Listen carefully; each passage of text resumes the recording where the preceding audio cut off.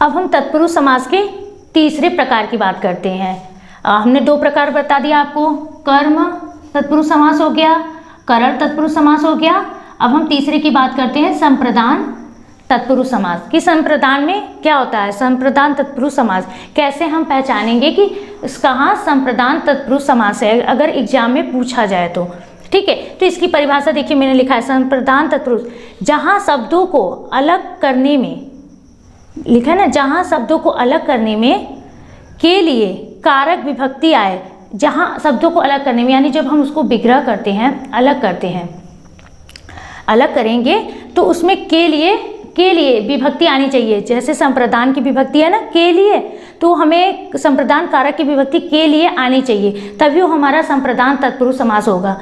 तो उसे संप्रदान तत्पुरुष समास कहते हैं। मैंने इसलिए आपको ये परिभाषा लिख दिया है कि आप समझ जाओ अच्छे से कि कैसे के लिए आया, कैसे हम उसको समझेंगे। तो मैंने यहाँ लिखा है ना, जहाँ शब्दों को अलग करने में, अलग आपने जब किया उसका मतलब यानी विग्रह किया तो के लिए विभक्ति आ गई, यहाँ लिखा करने में के लिए विभक्ति आ गई तो संप्रदान तत्पुरुष समास होता है। मैंने यहाँ आपको बता दिया, तो ये चीज़ है। और मैं आपको यहाँ उदाहरण दिखाती हूँ, एग्जाम्पल, जैसे राह खर्च, राह खर्च, राह के लिए खर्च, यहाँ के लिए आ रही है विभक्ति,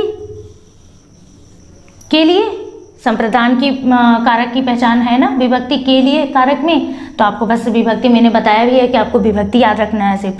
तो के लिए, तो मैंने इसका विग्रह किया राह खर्च, तो राह के लिए खर्च, राह के लिए खर्च, तो हमारा ये हुआ संप्रदान तत्पुरुष समास। भोजनालय, भोजन के लिए बना आले, भोजन के लिए बना ले, यहाँ के लिए भी विभक्ति आ रहा है, विभक्ति। इसी तरह भिक्षाटन, तीसरा देखते हैं हम उदाहरण, भिक्षाटन, भिक्षा के लिए भ्रमण, भिक्षा के लिए भ्रमण, यहाँ भी हमारी की आ रही है के लिए कि भिक्षा के लिए भ्रमण। कोई भी साधु है तो भिक्षा के लिए ही भ्रमण करता है, जा रहा है कि भिक्षा के लिए, अब वो मांगने के लिए भ्रमण कर रहा है, के लिए। जहाँ भी आप देखो कि के लिए आ रहा है, भोजन के लिए, राह के लिए, जो राह पर खर्च हो रहे थे के लिए, किसके लिए, बस विभक्ति के लिए आए तो आप वहाँ समझ जाओ कि संप्रदान है। अब हम ये एक और एग्जाम्पल देखते हैं, रसोई घर, तो रसोई के लिए घर, तो रसोई एक होती है ना कि हमारे घर में एक रसोई घर हो तो अलग है, तो रसोई के लिए घर, एक अलग से घर उसका हो गया, तो रसोई के लिए घर, यहाँ के लिए, ये देखिए रसोई के लिए घर। अगर आपको हमारा वीडियो पसंद आता है तो लाइक और शेयर जरूर कीजिएगा। अगर आप मेरे यहाँ के फुल कोर्सेज को ज्वाइन करना चाहते हैं तो नीचे दिए गए नंबर पर कॉल या व्हाट्सएप करके अधिक जानकारी प्राप्त कर सकते हैं। ये देखिए हम और एग्जाम्पल दिखाते हैं आपको, गौशाला, गौशाला, गौ, अब तो गौ माने जानते होंगे कि गौ क्या होता है, गौशाला गाय, ठीक, गाय माता हमारी होती हैं। गाय के लिए बनाई गई शाला, गाय के लिए बनाई गई शाला, यहाँ के आया, के लिए आया ना ये विभक्ति, तो के लिए कौन सी विभक्ति है आप जरूर हमें बताइएगा कमेंट करके कि संप्रदान कारक, संप्रदान तत्पुरुष होगा, वो कारक विभक्ति होगी तो संप्रदान तत्पुरुष। देशभक्ति, ये देखिए देशभक्ति, देश के लिए भक्ति, यहाँ आ रहा है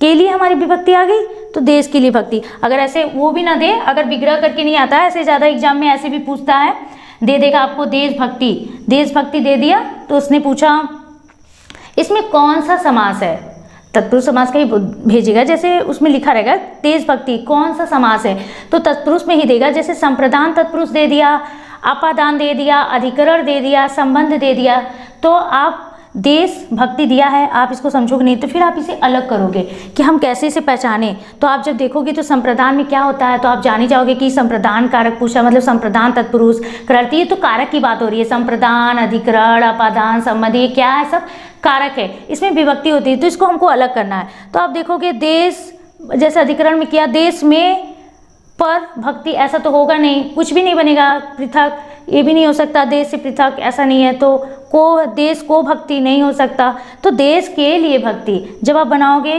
देश, जब बनाओगे संप्रदान के लिए कि देश के लिए भक्ति, तो आपका वो अर्थ एकदम अच्छा निकल के मतलब सटीक आएगा कि देश के लिए भक्ति, यानी हमारा कौन सा ये समास हुआ, संप्रदान तत्पुरुष समास हुआ, देश के लिए भक्ति। और यहाँ देखिए एक सभा भवन, सभा भवन, तो सभा भवन, सभा जो सभाएं होती, सभा के लिए भवन, यहाँ मैंने बताया ना के लिए भी भक्ति आ रही है, सभा के लिए भवन। आपको ये बताना है, देखिए मैंने इसमें करण में क्या बताया कि से द्वारा होना चाहिए, जहाँ से आए तो आप समझ जाना कि वो करण तत्पुरुष समास है। कर्म बताया तो कर्म में को विभक्ति आ रही है, अगर को जहाँ आपकी विग्रह करने पर को आ रहा है तो आप समझ जाना कि वो कर्म तत्पुरुष समास है।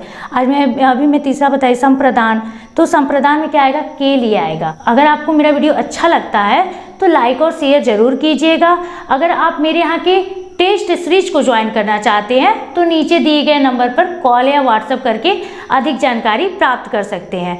तो आप मेरे साथ ऐसे ही वीडियो के लिए हिंदी से और भी, जैसे अलंकार, अभी तो मैं समास पढ़ा रही हूँ तो अलंकार पढ़ाऊँगी, फिर छंद पढ़ाएंगे, वाक्य, सभी वीडियो मैं आपको दूंगी।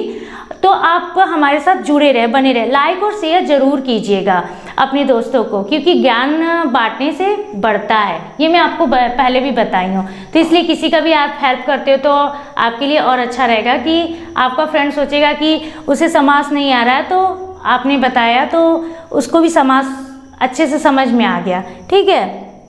तो संप्रदान तत्पुरुष में क्या होता है, जहाँ शब्दों को अलग करने में, इसलिए मैंने इसकी परिभाषा, सबकी परिभाषा इसलिए मैं लिख दे रही हूँ ताकि आप समझ जाओ। थोड़ी बड़ी है लेकिन आप इसे नोट करना चाहते हो तो आप इसे नोट भी कर लेते हो, नोट कर सकते हो, ठीक है। ये मैंने आपको लिया है, आप नोट करते जाओ।